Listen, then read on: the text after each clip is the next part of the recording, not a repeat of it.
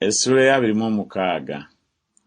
Yekoyakimu mutabani wa Yosiya kabaka wa Yuda nga kyajjali obwakabaka, ekigambo kino ne kijja okuva eri Mukama nga kyogera nti, bw'atyo bw'ayogera Mukama nti, yimirira mu luggya olw'ennyumba ya Mukama, ogambe ebibuga byonna ebya Yuda abajja okusinziza mu nnyumba ya Mukama ebigambo byonna bye nkulagira okubagamba, tolekaayo na kimu. Mpozzi baliwulira ne bakyuka buli muntu okuleka ekkubo ly'ebbi, ndyoke nejjusa obubi bwe nteesa okubakola olw'obubi obw'ebikolwa byabwe.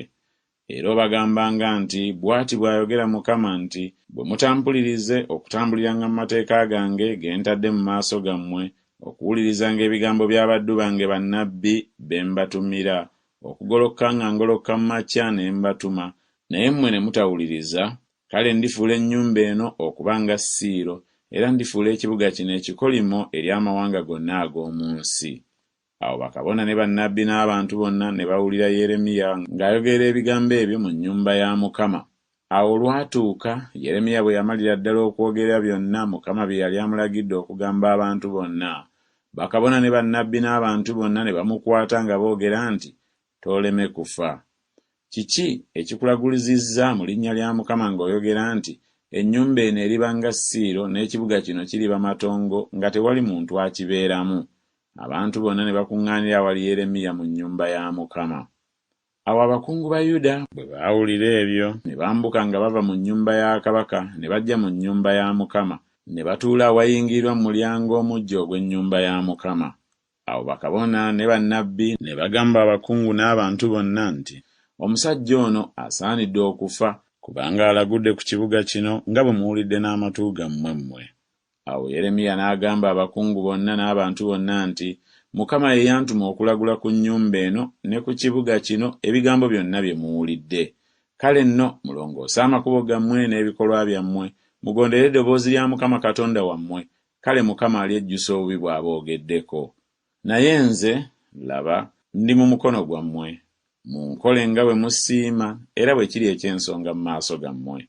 Kyokka mutegeere ddala bwe munanzita muneereetako omusaayi ogutaliiko musango ne ku kibuga kino ne kw'abo abakibeeramu. Kubanga mazima Mukama yantumye gye muli okwogera ebigambo bino byonna mu matu gammwe. Awo abakungu n'abantu bonna ne bagamba bakabona ne bannabbi nti, omusajja ono tasaanidde kufa, kubanga ayogeredde naffe mu linnya lya Mukama Katonda waffe. Awo ne wagolokoka abamu ku bakadde b'ensi ne bagamba ekibiina kyonna eky'abantu nti, Mikaaya Omumolasi yalagulira mu mirembe gya Keezeekiya kabaka wa Yuda, n'agamba abantu bonna aba Yuda ng'ayogera nti, bw'ati bw'ayogera Mukama w'eggye nti, Sayuuni lulikaba lwanga ennimiro ne Yerusaalemi kirifuuka bifunvu, n'olusozi olw'ennyumba luliba ng'ebifo ebigulumivu eby'omu kibira. Keezeekiya kabaka wa Yuda ne Yuda yenna baamala ne bamutta. Teyatya Mukama ne yeegayirira ekisa kya Mukama, Mukama ne yejjusa obubi bwe yali aboogeddeko.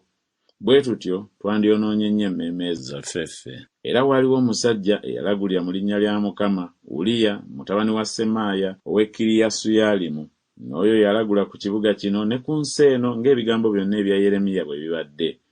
Awo Yekoyakimu kabaka n'abasajja be bonna ab'amaanyi n'abakungu bonna bwe baawulira ebigambo bye, kabaka n'ayagala okumutta, naye Uliya bwe yakiwulira n'atya n'adduka n'agenda mu Misiri. Yekoyakimu kabaka n'atuma abantu e Misiri, Erunasani mutabani wa Akubooli n'abasajja abamu wamu naye e Misiri, ne bakimayo Uliya mu Misiri, ne bamuleeta eri Yekoyakimu kabaka, n'amutta n'ekitala, n'asuula omulambo gwe ku malaalo g'abakopi. Naye omukono gwa Akikamu mutabani wa Safani ne guba wamu ne Yeremiya baleme okumuwaayo mu mukono gw'abantu okumutta.